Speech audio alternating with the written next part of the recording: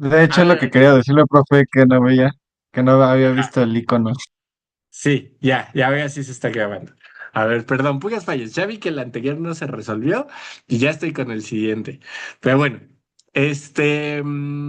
a ver, como tengo una derivada temporal, quiere decir que una derivada temporal y una derivada espacial. La derivada temporal quiere decir que en algún momento del tiempo, en algún instante de tiempo, yo tengo que conocer el valor de la función u en todos lados.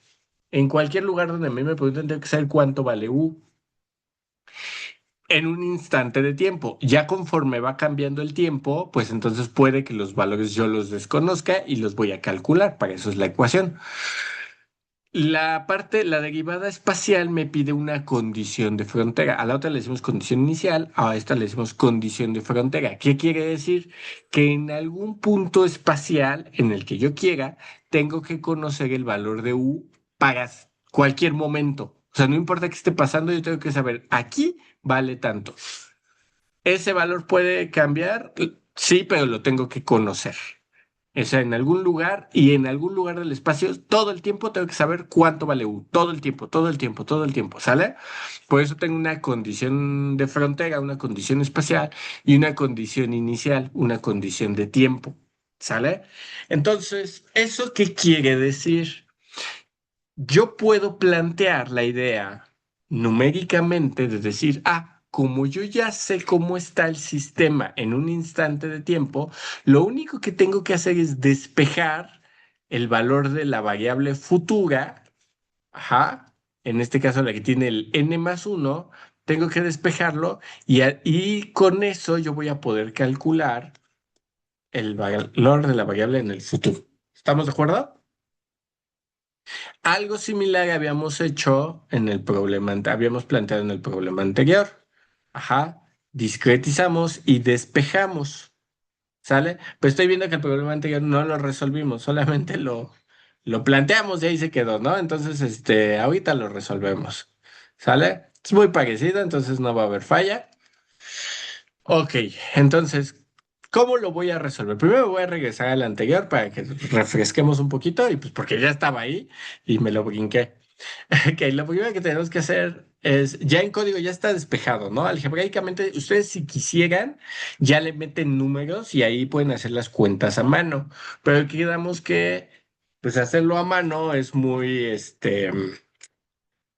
mala idea porque pues va a ser un proceso muy lento, ¿sale? Entonces, pues no es como lo que queremos. Porque necesitamos grandes volúmenes de números. La ventaja, la razón, bien, la razón por la que a pesar de que conocemos los métodos numéricos, no hemos dejado el cálculo diferencial y las ecuaciones diferenciales siguen existiendo, es que los métodos numéricos requieren muchos cálculos. O sea, son millones de cálculos que tienes que hacer para tener una simulación más o menos correcta. Entonces, y entre más complejo el problema, pues más cálculos, y eso implica mucho poder de cómputo, y eso implica pues computadoras más grandes, más energía consumida, etc. Por eso no desaparecen las ecuaciones diferenciales, porque si tú resuelves la ecuación de diferencial en un solo cálculo, ya resolviste todo, ya no tienes que repetirlo. Ajá, a menos que lo hagas mal. Entonces, bueno, entonces aquí ustedes están viendo el código, ¿sale? Lo primero que hacemos, que le dice PyLab Inline, no sé si se acuerdan, pero esto funciona más que para Jupyter, porque en Jupyter y en Google Colab, pues realmente no hace gran cosa, pero funciona más para, por ejemplo, si ustedes trabajan en otros ambientes de Python como Spider, donde ahí cada vez que en estos otros ambientes, cada vez que ejecutamos código, si queremos una gráfica, pues la gráfica se va a otra ventana. Y como no queremos que eso no suceda, queremos que la gráfica se vea en la misma ventana donde estamos trabajando y no tenga que estar cerrando ventanas, porque cada vez que vas a hacer una nueva gráfica tienes que cerrar la anterior y abrir una nueva y bueno. Entonces este PyLab Inline me permite que aquí yo veo mi gráfica y puedo seguir programando y pues ahí se queda la gráfica, ¿no? Entonces es como un poquito práctico, les digo, sobre todo para ambientes como este eh, Spider o otros compiladores. Luego, recordemos, import NumPy as NP. NumPy, acuérdense que es la librería que me permite trabajar con arreglos, con vectores, con tensores, con conjuntos de números que representan una propiedad. como nosotros en cada punto espacial tenemos un valor diferente de velocidad y esta velocidad tiene componentes X, Y, Z y etc., pues por eso necesito arreglos de números. Ajá. Entonces, por eso usamos el NumPy. Es decir, mi variable U depende de sus coordenadas y esas coordenadas son dos números, al menos uno en tiempo y otro en espacio. Entonces eso genera la necesidad de trabajar con arreglos, ¿no? Para trabajar con arreglos utilizamos NumPy. Luego la librería Matplotlib y todo esto me permite hacer gráficas. Ahora, el comando as sirve para cambiar de nombre.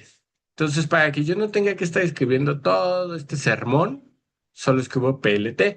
Ustedes pueden cambiar los nombres de las variables cuando ustedes quieran y como ustedes quieran, solo traten de utilizar pues nombres que no se vayan a confundir con otras variables que pueda utilizar tanto Python como ustedes, ¿no? O sea, que sean nombres que no vayan a necesitar después. Digo, es algo bastante fácil no hacerlo, pero y recuerden que Python, igual que C++, y todas las familias de C, es susceptible a mayúsculas y minúsculas. Si distingue una X mayúscula y una X minúscula, son cosas diferentes para Python. Bueno, eh, aquí me está diciendo que el Pylab no está haciendo nada, o sea, me está diciendo, ahí tienes una pérdida de tiempo, ¿no? Entonces, quita esa madre. Bueno, luego, eso es lo que escribió ahí abajo, ¿no? Ahí me está diciendo que Matplot no sé qué, que requiere librerías y no sé qué. Nada importante, ¿no? Mientras no está en rojo, no me importa. Luego, lo que sigue, nosotros necesitamos un NX. NX, recuerden, es el número de puntos. A ver, para que un poco podamos imaginarnos qué está pasando con el problema. Ajá. Imaginemos que tengo una línea, ¿sí? Y en esta línea yo tengo una señal, así. ¿Ok? Y yo quiero ver cómo esta señal, a través de un proceso de convección, se va a ir desplazando. Entonces, ¿qué es lo que yo esperaría? Que conforme pasa el tiempo, esta línea comience a hacerse así y así, hasta que desaparezca, ¿no? Se va a ir propagando. Y al propagarse por un proceso convectivo, que es acuérdense que la convección es un proceso de arrastre, donde una propiedad es arrastrada por un fluido. Generalmente eso acelera el proceso. ¿Sale? Entonces, bueno, yo tengo un espacio, pues, que el espacio vaya de aquí a acá, y entonces lo que estoy haciendo numéricamente estoy cortando el espacio, ¿no? Y a cada corte le voy a asignar una i. Cada corte tiene una posición en X, entonces este es X0 y llegamos hasta X2, ¿no? El último vamos a decir que mide 2 unidades. Pueden ser 2 metros, 2 pies, 2 centímetros, lo que quieran, pues son dos. ¿Sale? Entonces en X0 y vale 0. Aquí y vale 1. Aquí vale 2. Aquí vale 3. Aquí vale 4. Aquí 5, 6, 7, 8, 9, 10. ¿No? Por ejemplo. Entonces, aquí yo lo hice al azar, ¿no? Pero esos espacios, esas cosas tienen que estar, vamos a suponer que están igualmente espaciadas. Es decir, la distancia que hay de 1 a 2 es la misma que hay de 2 a 3 y de 3 a 4 y así. ¿Sale? Entonces yo tengo que saber, lo primero que te voy a hacer es decidir cuántos cortes tengo que hacer. Recuerden, Python sí reconoce el cero. Entonces, para Python, el punto cero sí existe. Fortran, C++, toda la familia de C, Java, me parece que Java tampoco, no reconocen el cero. No lo consideran un número natural. Entonces, ahí arrancaría con uno. ¿Sale? Pero pues bueno, no es el caso, así que no me preocupo por eso. Ya que tengo el número de puntos, yo tengo que determinar, tengo que determinar el tamaño, es decir, la distancia, lo que le decimos delta X, o sea, la distancia que hay de aquí a acá, delta X, de tal forma que si yo voy sumando ese delta X, al final, cuando I sea igual a este coso, le vamos a llamar NI, que es el último I, Ajá, o NX, mejor. Bueno, al último. No, sí, NI. O bueno, sí, bueno, para lo que sea. Vamos a poner NI. Cuando yo junte los NI, ajá, cuando X sea igual a NI, entonces cuando Y sea igual a NI, al último Y, me dé que X es 2, ¿sale? Entonces voy a establecer un tamaño de delta X para que se vayan sumando, sumando, sumando, sumando y al final termine en 2. ¿Ok? ¿Cómo lo voy a hacer? Aquí ya les puse la formulita. No sé si se acuerdan, que determinamos el número de cortes menos uno. ¿Por qué menos uno? Porque Python cuenta el cero. Entonces, para que ese no nos afecte, lo restamos. Entonces, uno entre el número de cortes me da el tamaño y luego ese tamaño lo voy a escalar multiplicándolo por la longitud que mide. En este caso, la longitud es 2, pues escálalo por 2. Si la longitud fuera 8, escálalo a 8. ¿Sí me van siguiendo? ¿Hasta aquí todos me van siguiendo? Sí, también aplica a Google Colab porque Google Colab utiliza las mismas herramientas, también está basado en Python.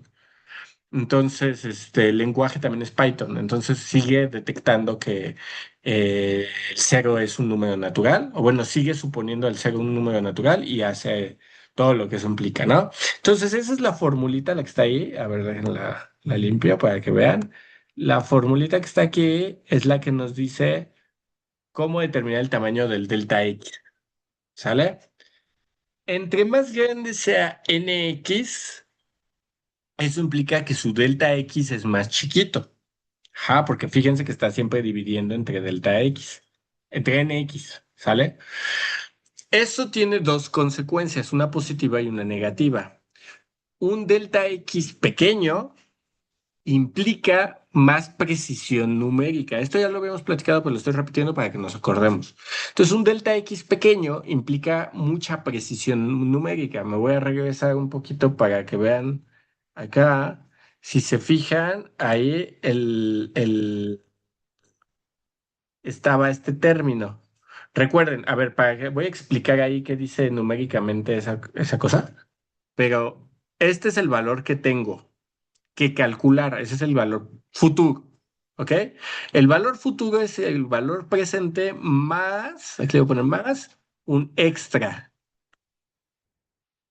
Yo les decía, esto es como disparar, ¿no? Que ustedes están jugando un juego de disparos o algo así, y entonces tú no le lanzas, o por ejemplo los que juegan fútbol, no todo es violencia en el mundo, los que juegan fútbol saben que si quieren mandar un pase, no le mandas el pase a tu compañero donde está, sino se lo mandas adelante, donde va a estar. Ese dónde va a estar está determinado por este extra. Este extra nos va a determinar la evolución. Pero si yo me adelanto demasiado, si yo se lo mando muy lejos, no le voy a atinar. ¿Sale? Si yo doy el lanzamiento demasiado lejos, no le voy a atinar porque puede que cambie de dirección. Entonces, para garantizar, igual cuando juegan quemados, que se avientan la pelota, si juegan quemados, yo le tengo que lanzar a donde creo que va a estar. El detalle es que si me adelanto demasiado, puede que yo falle. Entonces yo necesito ir muy cerca. ¿Por qué? Porque pues al final yo vengo del concepto de derivada y en el concepto de derivada delta x tiende a ser cero. Yo necesito dividir entre cero para que la derivada sea exacta. Obviamente eso no lo puedo hacer numéricamente, ¿no? No puedo hacer, justo por eso se llama el método diferencias finitas. La diferencia no puede ser cero, tiene que tener un valor finito. Entonces, ¿qué hago? Que esta cosa que está aquí, ajá, tiene que ser un valor chiquito para que mi valor presente me dé la evolución en el futuro, pero con una buena aproximación. ¿Quién es el que determina el criterio de que esa aproximación sea buena? Este término. El coeficiente que está multiplicando a los cambios espaciales de U. Chequen que esta parte de aquí, son los cambios en el espacio. Estos dos nos dan los cambios en el tiempo. Entonces, el término que está múltiple, ese coeficiente que multiplica los cambios espaciales, es nuestro criterio de exactitud, ¿sale? Es el elemento que va a darle sensibilidad a nuestro código. Si ese número es muy grande, yo estaría multiplicando una diferencia espacial por un número muy grande. Eso la hace muy grande. Y eso genera problemas porque nos produce inexactitud. Entonces yo necesito que ese número sea pequeño. Pero les decía, entre más pequeño sea delta X, mayor precisión. Eso es algo bueno. Lo malo es que voy a tener que hacer más cálculos. ¿Estamos de acuerdo? Pero pasa una segunda cosa que también es un fastidio, y es que delta X, aparte, está aquí en la división. En mi término que produce la precisión, en el término de precisión, delta X está dividiendo. Un delta X muy chiquito genera que todo ese coeficiente se haga muy grande. Y si ese coeficiente se hace muy grande, pues pierdo la precisión de mi cálculo numérico, hasta que mi evolución espacial pierde precisión. Y esto un poco tiene un sentido, pues sí, un sentido como medio físico, porque piensen, ay, güey, estúpido.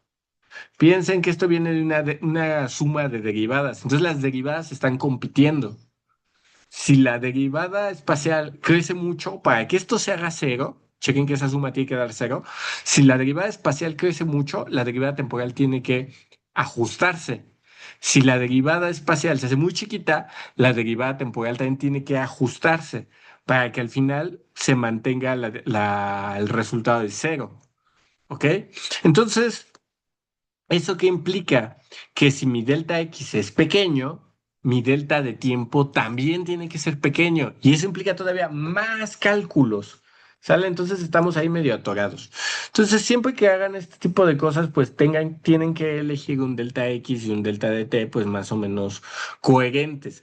Yo les aconsejo que su delta de t, su delta de tiempo, siempre sea aquí es un problema de primer orden. Las derivadas son de primer orden. Entonces yo les aconsejo que sea al menos un orden más pequeño, ajá, o al menos la mitad de su delta de espacio. Ajá. Si quiero precisión y quiero que mis cálculos estén bien y más o menos, denle un orden más pequeño. Es decir, si mi delta X es 0,1 y yo quiero buena precisión, pues necesito que mi delta de tiempo sea 0,01. ¿Sí? Es un orden de diferencia. Si mi delta de X es 0,01, pues mi delta de T es 0,001, ¿sale? Siempre está más abajo y al menos en un orden. Si son segundas derivadas, incluso tenemos que irnos hasta dos órdenes más abajo para que tengamos buena precisión. Si no, nuestra precisión se va a ir de paseo, ¿no? Entonces, bueno. Ahí está, ¿no? Entonces ya tengo mi fórmula para determinar el delta X, ya establecí. El delta X depende entonces de la longitud de mi espacio y de mi número de cortes, ¿no? Luego tengo que establecer un número de pasos de tiempo. Chequen que no hay no establezco una fórmula. Simplemente determino, pues un número de pasos de tiempo que va a ser tal y un delta de t y ya. ¿Ok? No hice ninguna fórmula. Esto tiene dos razones. Uno por flojo, porque no hay otra, y otro porque normalmente cuando hacemos cálculos numéricos, los cálculos numéricos, la mayoría de los problemas buscan llegar al estacionario, porque yo ya sé que cuando se manifiesta el estado estacionario, ya no hay evolución en mi sistema, ya se va a quedar así. Entonces, calculo todo el transitorio y generalmente tengo algo que llama un criterio de convergencia. Un criterio de convergencia es cuando la solución ya no cambia, cuando tu respuesta se estabiliza. Entonces, con ese criterio de convergencia, dice ¿por qué se llama así? Porque dice que la solución aterriza a un valor, converge a un valor y ya se queda en ese valor. Cuando eso sucede, pues ya ahí es donde le dices al sistema que pare. Entonces, generalmente no le damos un tiempo nosotros, a menos que sepas, o sea, que tú ya hayas definido que en ese tiempo, que tú ya sepas cuánto quieres simular. Generalmente lo que das es un criterio y dices, cuando la solución ya no cambie, entonces ahí te detienes. Entonces, por eso el n de t, pues es un número como un poco medio arbitrario, ¿sale? Pero bueno. Luego establecemos el delta de t, es el salto de tiempo. Recuerden lo que les decía, que busquen más o menos que ese salto de tiempo sea un número muy pequeñito para que nuestro coeficiente de estabilidad sea suficientemente pequeño y nuestro código sea fiable. Aquí es lo que estoy calculando aquí, ajá, es nuestro criterio de estabilidad. Entonces, este de aquí es el criterio de estabilidad, lo que llamamos CFL. Chequen que depende de esa constante C. No sé si se acuerdan, pero la constante C es el coeficiente em, convectivo, ¿no? Es el que está ahí multiplicando, es este, es el coeficiente convectivo. Entonces, ahorita esta es una constante física, puede ser la velocidad del sonido, es la velocidad de propagación de nuestra onda. Para nuestro problema es la velocidad de propagación de nuestra señal. Digo señal porque pues, puede ser algo que no necesariamente es un fluido, ¿no? Puede ser temperatura, puede ser otra cosa. Ok, entonces ahí establezco C. Luego calculo el criterio CFL. Yo necesito, para tener una estabilidad aceptable, necesito que eso sea de menor a 1. 0,5, pues para fines didácticos está bien. Para un trabajo de investigación está mal, porque es mucha inestabilidad. Normalmente en un trabajo de investigación se busca que eso sea 0,1 o más chiquito que 0,1. ¿Sale? Entonces aquí lo vamos a dejar en 0,5 porque esto es didáctico y pues no importa. ¿Sale? Ahí yo puse esta última línea de código. Aquí estoy calculando cuánto tiempo estoy simulando realmente. ¿Cuántas unidades de tiempo simularon? Voy a hacer, se van a hacer un chorratal de cálculos. Ahorita le voy a poner que me diga cuántos cálculos hicieron. Ajá. Y solo voy a simular 0,625. Ahora observen, si el delta t disminuye, el tiempo simulado también va a disminuir. Porque luego me dicen, ah, pues solo le bajo al delta t y ya. Sí, pero si bajas el delta t, entonces el tiempo que estás graficando ya no es el mismo. Ya no corresponde quizás a lo que tú querías. Ya quizás ya no estás en el estacionario, estás un poco antes. Por eso el criterio de convergencia es importante, porque ya no, o sea, ahorita, como estoy haciendo esto, si yo bajo el delta t, voy a hacer el mismo número de simulaciones. No va a cambiar el número de simulaciones, pero el tiempo simulado sí va a cambiar. ¿Sale? Entonces tengan eso presente. Bueno, ahí lo que le pedí al código es que me grafique, perdón, me imprima los valores de delta X, el criterio de convergencia y el tiempo simulado. Luego, las siguientes líneas de código son para establecer mi condición inicial. Recuerden que como tengo una derivada temporal, yo necesito una condición inicial. Necesito saber cómo estaba el sistema en un origen y saber todos los valores que tenía el sistema en un inicio. ¿Sale? Esa es la condición inicial. Y mi condición inicial, aquí nada, la escribimos. Recuerden un poquito ahí de la última sesión, pero primero generé una variable, ¿no? Generé la variable U, pero la variable U va a ser un arreglo. Por eso trabajo con NP, NumPy. Acuérdense, NumPy me permite generar arreglos. Entonces le digo, vas a usar la librería NumPy, luego el punto, y le voy a decir qué comando va a usar de NumPy. El comando que vas a usar es once. ¿Eso qué hace? Que a todos los valores de U les da el valor de uno. Ajá, entonces U es un arreglo, piensen que es un vector, pero todas sus componentes valen uno. Ahora, ¿cuántos componentes tiene U? NX. Ajá. Entonces, U tiene NX componentes, pero todas valen uno. Eso hace ese comando. Ahora, ¿qué sigue? Lo que sigue es asignar algunos valores diferentes. Entonces, yo lo que les decía, lo que quiero, vamos a suponer que este es el lecho y que haga algo así, un sombrero. Entonces, en mi sombrero, ajá, aquí vale uno y aquí vale 2. Aquí vale 2 y ya de aquí a acá vale uno. ¿Vale? Para hacer el sombrerito. ¿Sí? ¿De dónde a dónde va a valer 2? Ah, perdón, aquí la regué. ¿De dónde a dónde va a valer 2? Ah, pues va a ser de 0,5 hasta uno. y toda la línea mide de aquí a acá, mide de 0 a 2. ¿Sí está? ¿Me van siguiendo? ¿Sí, sí? ¿Nadie tiene dudas? ¿Nada? Bueno. Ok, entonces para establecer esa condición inicial yo le tengo que dar valor directamente a estos puntos. Entonces, ¿qué hago? Bueno, aquí los corchetes me ayudan a indicar que voy a dar valores a un arreglo. ¿Sale?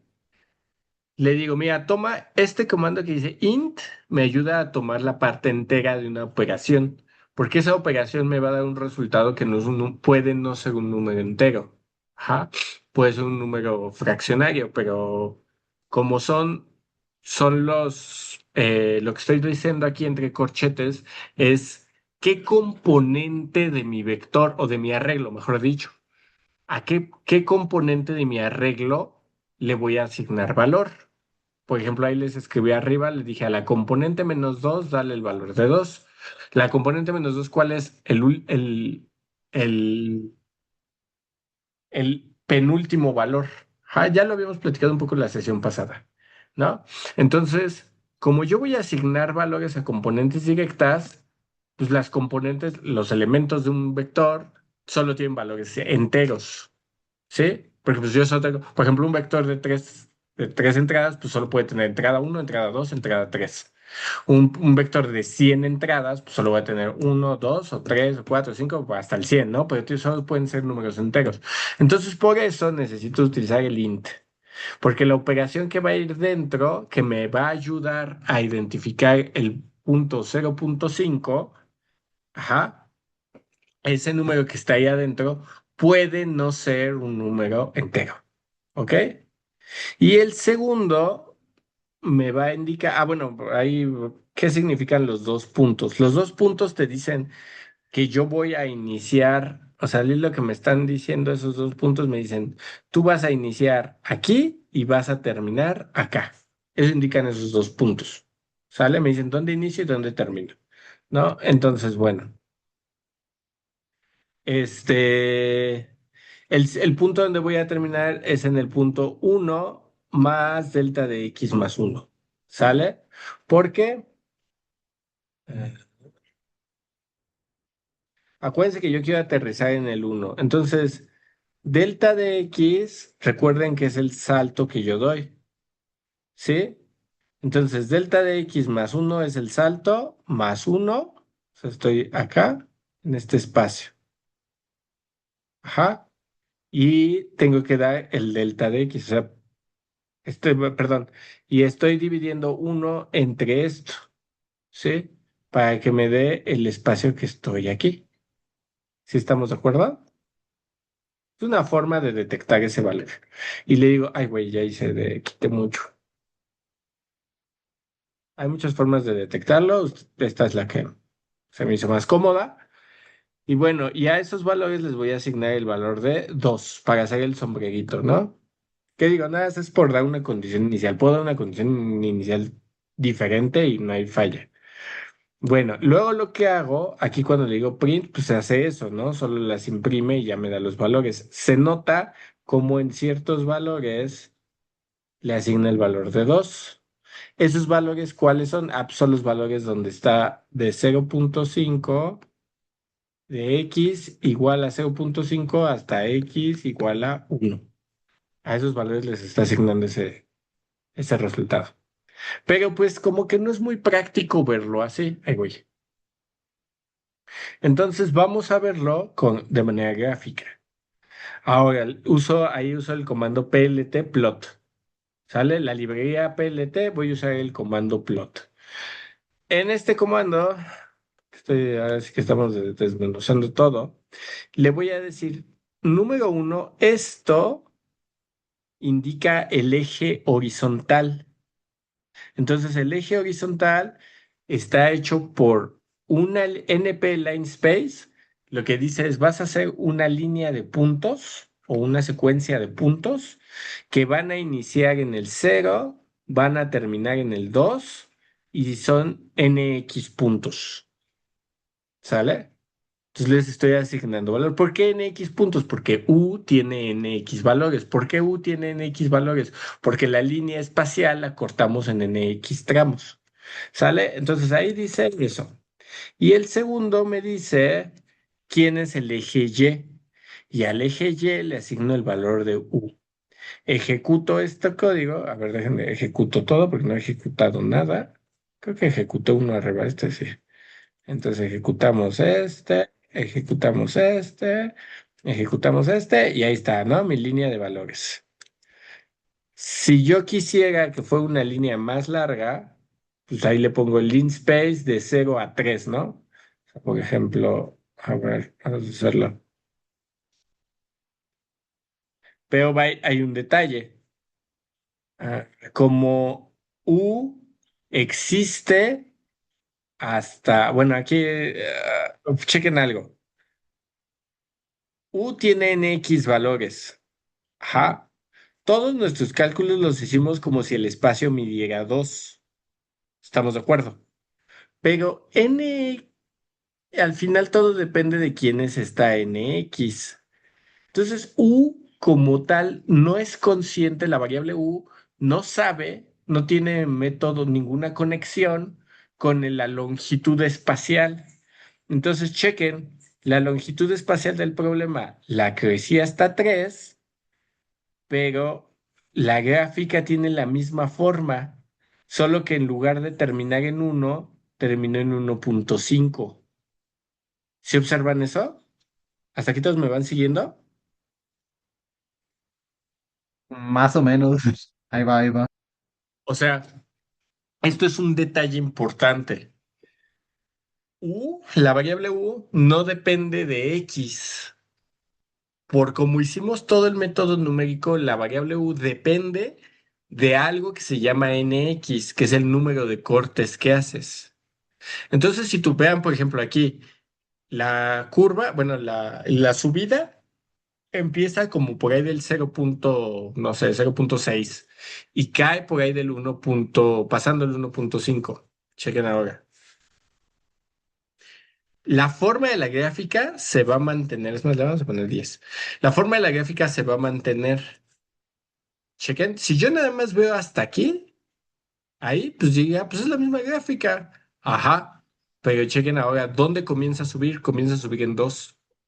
¿Y dónde está la caída? Está pasando, pues ahí por ahí pasando el 5. Ajá, no es el mismo fenómeno, se reescaló todo. ¿Por qué se reescaló todo? Porque el NX se ha mantenido. Y todo está determinado por ese NX. Entonces, para mi variable U, la longitud del espacio vale madres, ¿sí? Lo cual no es del todo correcto.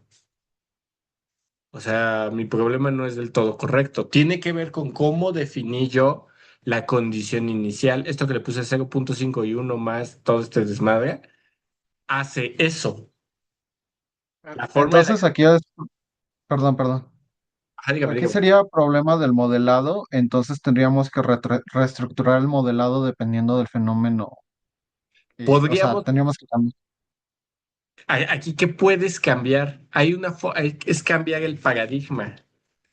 Lo que podemos hacer, chequen aquí cómo hicimos la declaración de variables y todos la aceptamos y dijimos, sí, esa es la buena. Primero di nx, luego di delta de x y ya. Y dentro de delta x puse la L. Pero, o sea, eso no sonó muy lógico. Entonces yo establezco ay, güey, espérenme. Quería cambiar de lápiz y no cambié. Nuestro paradigma dice, estableces nx, estableces un d de x y de estos dos, ajá, obtienes tus longitudes. Y de estos dos, calculas todo lo demás. Pero lo pude haber hecho al revés. ¿Cómo hubiera sido al revés? O diferente. Pude establecer L, pude establecer delta de x y de estos dos obtienes un nx y ya de estos dos todo lo demás. O incluso pude haber establecido primero L, luego NX, y luego con estos dos obtengo delta de X y todo lo demás. ¿Sí queda claro? Sí, Eso es profe, importante. ya, Eso perdón, eso es importante porque muchas veces ahí lo que estamos haciendo es escalar el problema. Entonces, a veces yo solo quiero aumentar, digo, se me hace muy fácil. NX es bien importante porque NX te dice cuántos cortes estás haciendo y eso implica tu cálculo numérico. Pero luego dices, bueno, por ejemplo, algo que pasa muy a menudo, ustedes en fluidos, ¿no? En fluidos a veces sucede que si tu canal que estás estudiando, por ejemplo, en este caso la longitud es muy chiquita, puede que tu fenómeno se vea perturbado por algo que le decimos efectos de entrada que cuando entra el fluido, al toparse con las paredes, haga cosas raras. Igual hay efectos de salida. Cuando de pronto ya no hay pared, el fluido hace cosas raras y eso perturba tu señal. Entonces, algo que muchas veces el modelado hace es tomar longitudes, tuberías muy grandes. Y así dicen, ah, pues así los efectos de entrada se pierden, no me importan, los efectos de salida también se pierden y no me importan. Pero, por ejemplo, en este código, si yo nada más aumento la longitud del tubo, no va a funcionar porque todo se va a escalar. ¿Sí queda claro? Sí, sí, sí. profe. Sí, Vale, ya entonces las cosas tienen un poquito más sentido.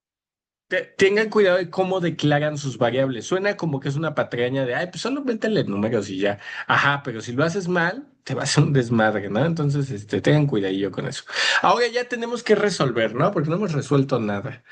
Tío, ya me salté, entonces voy a empezar a resolver. Chale, llevamos un montón de tiempo y no he hecho nada. Entonces, ay, güey, estúpido. Entonces, este está, ¿qué hice? Le borré, ¿verdad? Entonces, aquí, ahí está. Y quiero ahí está. Entonces, estúpido, lo movió. Aquí es la flechita, ¿no? Voy a meter ahí una línea de código. Entonces, ahora, ¿qué necesito hacer? Ahora necesito, pues chequen que hasta aquí, en términos numéricos, no hemos llegado a lo que necesitamos, que es la ecuación, la última ecuación, ¿no? Tengo que correr esa ecuación y tengo que ejecutarla y resolverla, ¿no? Entonces, ¿cómo lo voy a hacer? Pues fácil. Voy a meter ahora el código que tenga que correr esa parte. Para eso, a ver,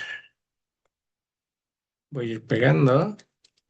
Voy a generar una variable, ajá, aquí, que es mi variable de almacenamiento o de memoria, por así decirlo. Chequen que yo tengo, para que yo calcule el valor futuro, yo necesito un valor presente. Una vez que yo calcule ese valor futuro, ese valor se va a convertir en mi nuevo valor presente. Voy a calcular el siguiente paso de tiempo, voy a regresar, calculo el siguiente paso de tiempo. Entonces estoy haciendo ahí ciclos. Ajá, entonces voy a tener que usar la herramienta de ciclos. Pero para poder usarla, siempre necesito conocer este valor y calcular este valor. No les puedo dar el mismo nombre porque eso genera bueno, numéricamente a la computadora le genera confusión. Ajá. Si cómo es que X se va a calcular utilizando X más uno, pues si son la misma. O sea, está como va, ¿cómo lo hago, no? Lo que hacemos es generar una segunda variable. Un poco sí lo puedes hacer. A ver, hay lenguajes matemáticos, por ejemplo, C y algunas herramientas que te permiten sí hacerlo, ¿no? Sí podrías hacerlo. Pero te expones a tener luego errores. Entonces, para no hacerlo, generamos dos variables. Una es un más uno y otra es un. En nuestro caso, la un más uno es la que ya tenemos, la que estamos calculando va a ser la U solita, ajá, la U solita, y la UN va a ser la nueva, la que voy a declarar ahora, ajá, que la voy a declarar nada más como UN, ¿no? Ahí está, UN. A esta UN, pues un poco como no sé cómo declarar nuevas, pues la generé así igual. Le digo, pues genera un arreglo que esté lleno de unos, ¿no? Y eso es todo. No le voy a echar más coco, ¿no? Y luego lo que sigue es hacer los ciclos. Entonces, primero voy a hacer, tengo dos tipos de ciclos, uno de tiempo y uno de espacio. ¿Ok? Entonces aquí lo puedo hacer en el mismo cuadro. Voy a generar mi ciclo de tiempo. Ajá. Va a ir avanzando pasos de tiempo hasta que se cumplan los nt pasos de tiempo y entonces ya voy a, a ver mi cálculo, ¿no? Ahora, cuando yo pongo, chequen ahorita lo que va a pasar, cuando yo le pongo aquí enter, vean que ahora como que indentó, perdón, la, el dónde escribo. Ya no escribo en la extrema izquierda. O sea, tenga mucho cuidado con eso. Eso lo hereda Python a partir de un lenguaje que se llama Fortran. En Fortran 70, así se movía el código cuando tú generabas un ciclo o un for o un do o cualquier cosa así, daba este espacio. Era para el programa, nada más que te generaba una línea verde aquí, y era para que el programador supiera que estás dentro y fuera del ciclo. Muchos lenguajes tienen un end, ajá, le dices un termina. Python no lo tiene. Python para terminar lo que hace es que tú le quitas eso. O sea, si yo me muevo hacia la izquierda, ay, perdón, si yo me muevo a la izquierda, ya salí del ciclo. ¿Sale? Entonces tengo que tener mucho cuidado con eso. ¿Vale? Ahí estoy dentro del ciclo. Aquí no funciona, no hay las llavecitas, esas que luego utilizamos, por ejemplo, en C++. Aquí esas llavecitas no aplican, ¿no? O no aplican igual, tienen otra función. Entonces tengan mucho cuidado con eso. Y aquí lo primero que voy a hacer es que en mi nueva variable copio los valores de mi variable original, ¿sale?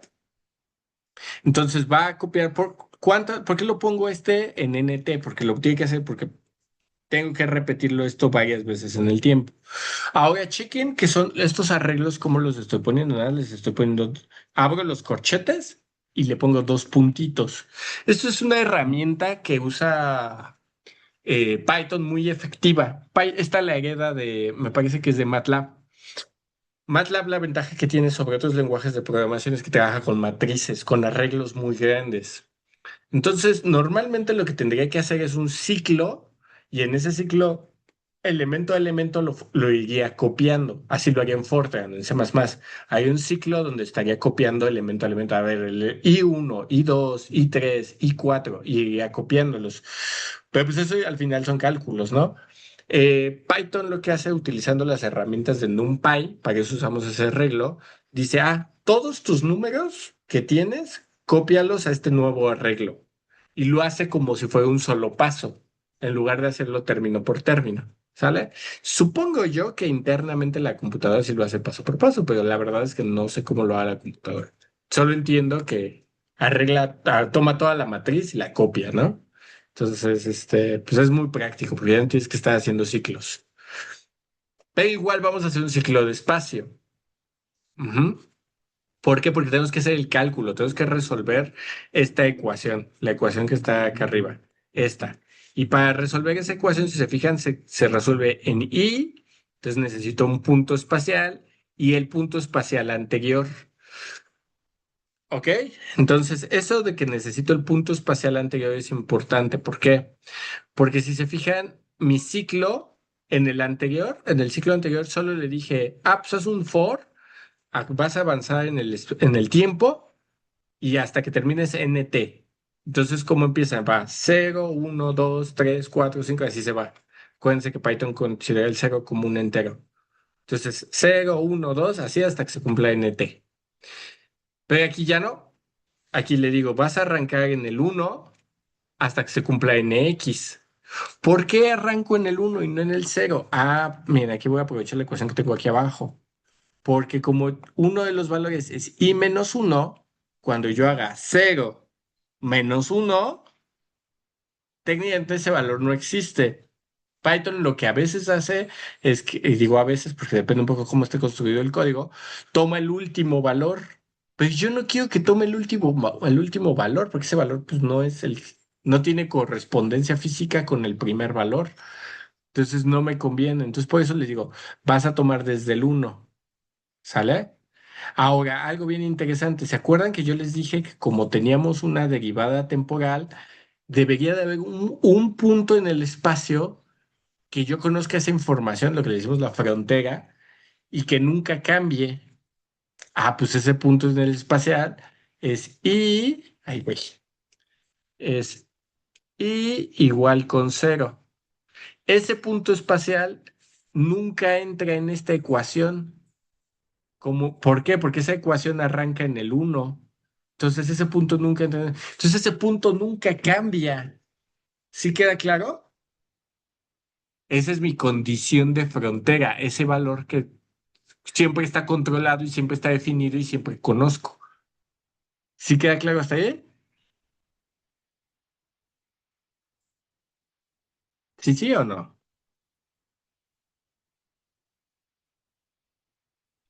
Más o menos, a mí bueno, es que esta fórmula ya la habíamos visto, nada más que no entiendo bien esta parte, que, o sea, supone que es la parte del tiempo Del combinado espacio, con el del espacio, espacio. ¿no? Esa es tu evolución espacial. Pero acuérdate que para que tú puedas calcular la evolución en el espacio necesitas, pues dar una diferencia, ¿no? Tener dos valores de diferencia. Entonces tomas uno, el primer valor te dice en dónde estoy y el segundo valor es quién me está ayudando a calcular para obtener la diferencia. ¿Estamos de acuerdo? Sí, profe. Entonces por eso uso el i menos uno. El detalle es que por cómo está construida esta derivada, la i nunca puede valer cero, porque si la i vale cero, y menos uno, cero, menos uno, me voy a los negativos. Python arregla eso muy fácil, te dice, ah, pues si ya te quieres ir para acá, pues en realidad estás acá.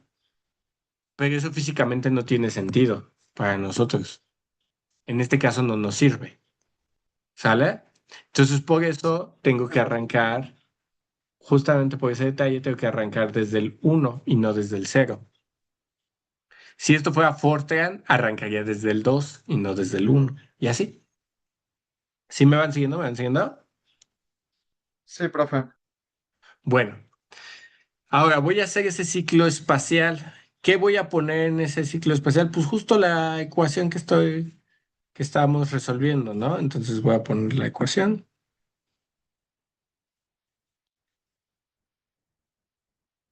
Vamos a ponerla abajo.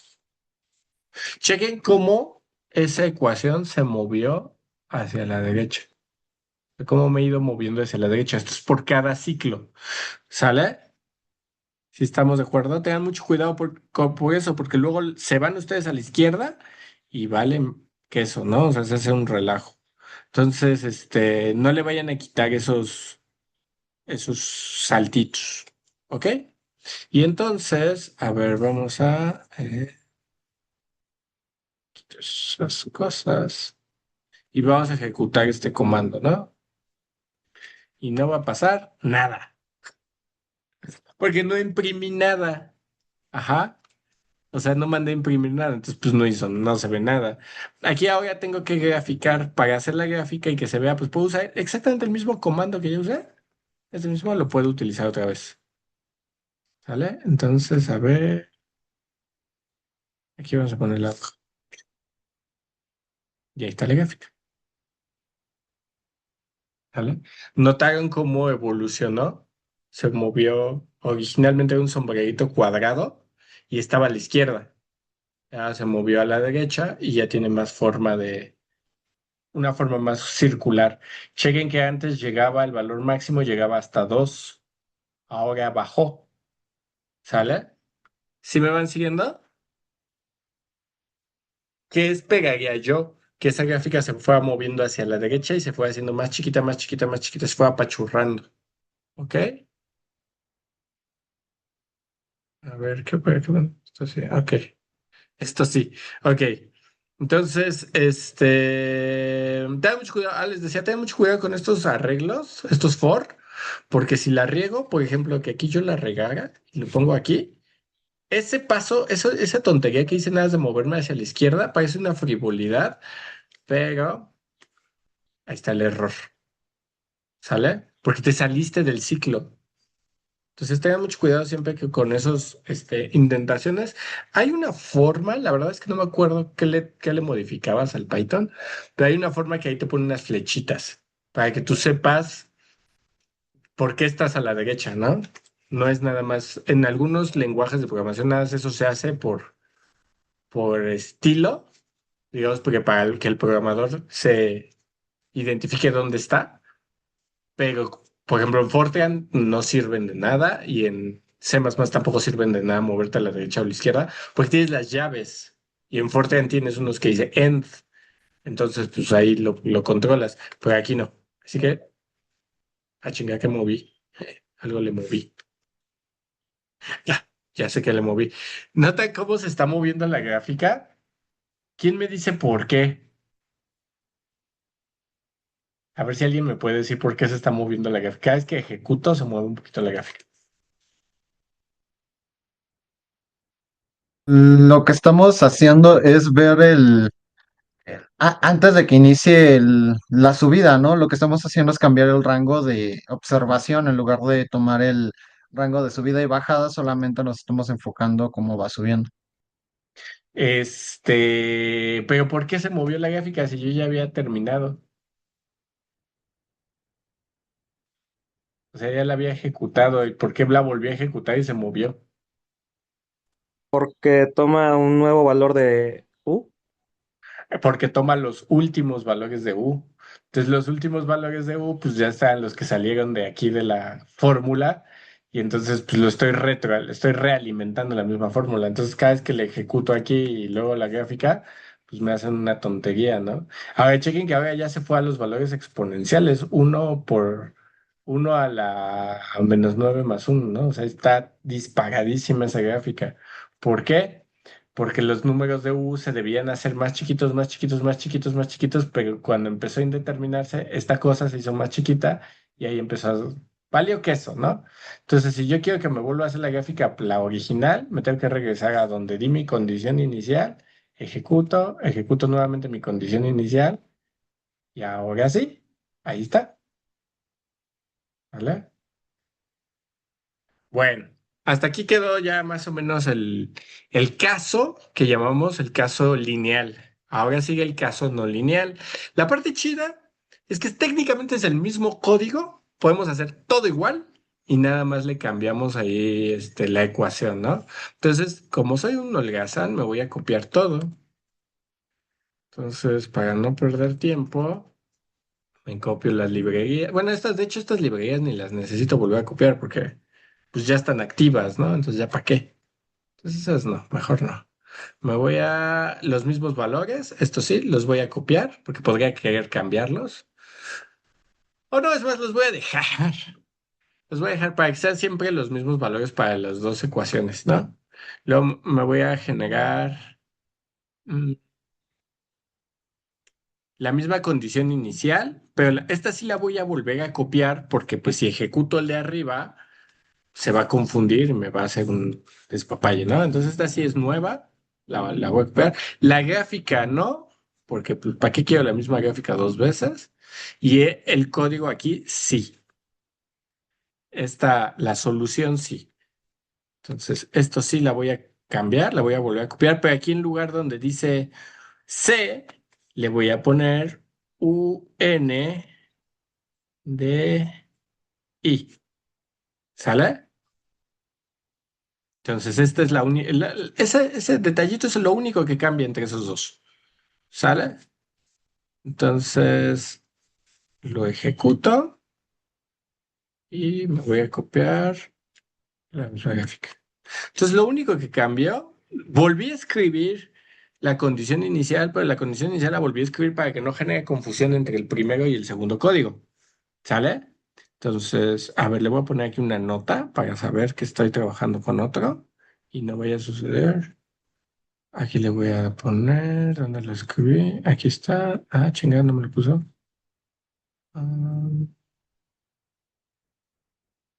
Ah, sí, aquí está. ¿Cómo le ponemos? Markdown, ahí voy. Inicia o código de convección, no lineal. ¿Sale? Y entonces, a ver cómo se ve la gráfica. Chum. A ver, miren, voy a ejecutar el primero. Voy a ejecutar todo desde el principio. Hay un ah, no. Aquí está. Restart kernel no ru. A ver, desde aquí. Ru, ah, ya una por una, pues. Que no me acuerdo cuál era el botón. Ta.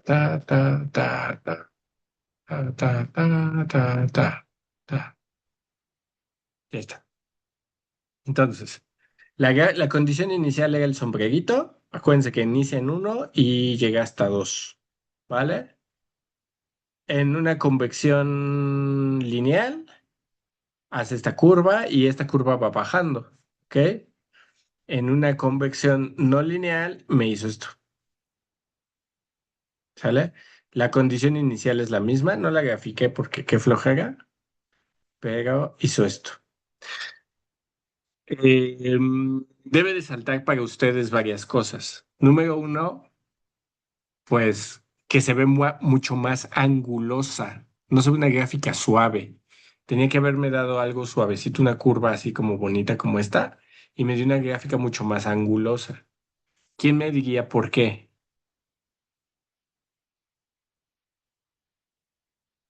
¿Por qué creen que sea una gráfica mucho más angulosa? O sea, ¿por qué me da un pico, por ejemplo?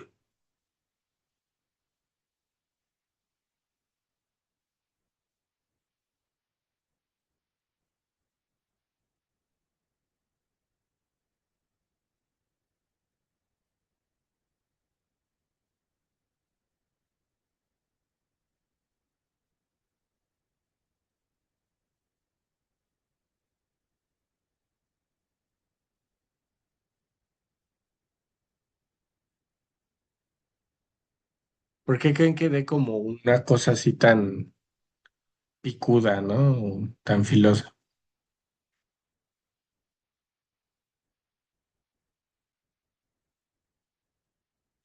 ¿Sí se entiende la pregunta o no?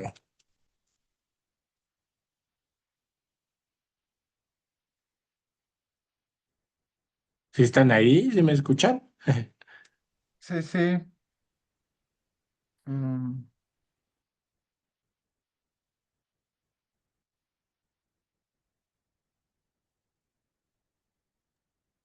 Es por la diferencia entre delta de t y delta de x. Mm, Parcialmente sí, pero a ver, explíqueme un poquito más por qué cree que eso nos está afectando. Porque lo que nos había explicado hace rato de cambiar el orden, o bueno, mover delta de t a un orden anterior a delta de x, porque si no la resolución se va al caño. Mm, Sí, pero ¿cuál es la diferencia entre los dos códigos?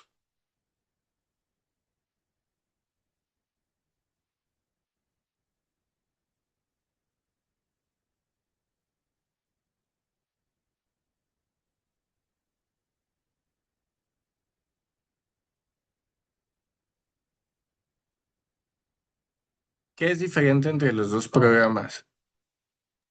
La c, La C, que uno es una convección lineal, pero la C tiene el valor de uno. O sea, aparentemente no hace mucho efecto. Pero uno es una convección lineal y el otro es una convección no lineal. Ese pequeño detallito entre lineal y no lineal, yo les dije, la no linealidad está asociada con normalmente, por ejemplo, en, en la cultura pop, le dicen teoría del caos, con el caos. ¿Qué quiere decir esto? Matemáticamente el fenómeno es muy sensible, pero muy, muy sensible. Entonces, esa sensibilidad, yo les dije, la convección, físicamente, al final lo que manda es la física, ¿no? La naturaleza. Físicamente la convección es un fenómeno de aceleración de una situación.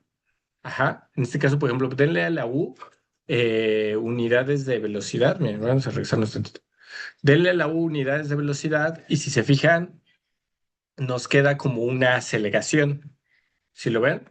O sea, queda velocidad entre tiempo, pues eso me da aceleración directamente.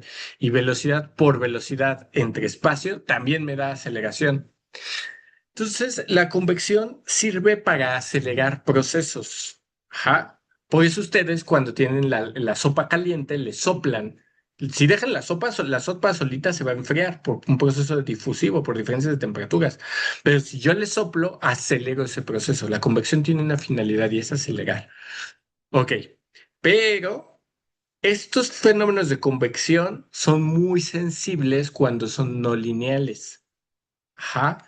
Una variación pequeña, porque al final la velocidad es lo que está acelerando a la velocidad misma.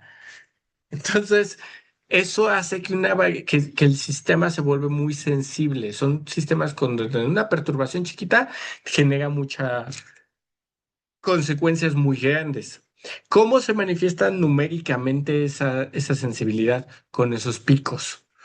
O sea, esta forma angulosa es resultado de una falta de sensibilidad en el cálculo, ¿ok? Y ustedes digan, oye, pero pues es técnicamente solo que si somos un poquito críticos, pues técnicamente solo cambié esta variable. Pues sí, pero es un problema completamente diferente. ¿Ahí qué necesitaríamos? Ah, pues necesitarías correr el código, pero con una NX más grande y un DT más pequeño. O sea, en lugar de usar NX 41 le pongo 81. Y a DX, en lugar de ponerle DT, perdón, ¿en cuál le pusimos de DT? Ni me acuerdo. DT le pusimos 0.025, igual le tengo que aumentar otro cero. Ajá, hacerlo 10 veces más pequeño. Y entonces tal vez nuestra gráfica quede más estable. ¿Sí me van siguiendo? ¿Sí queda?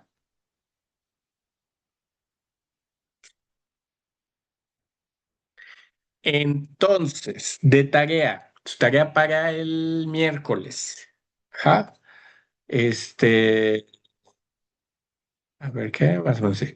Ok, entonces para el miércoles de tarea les voy a mandar este código y ustedes lo van a modificar de tal forma que la gráfica vaya en el eje horizontal, va a ir de 0 a 10 el eje horizontal, y el eje vertical, en lugar de ir de 1 a 2 que vaya de 1 a 3.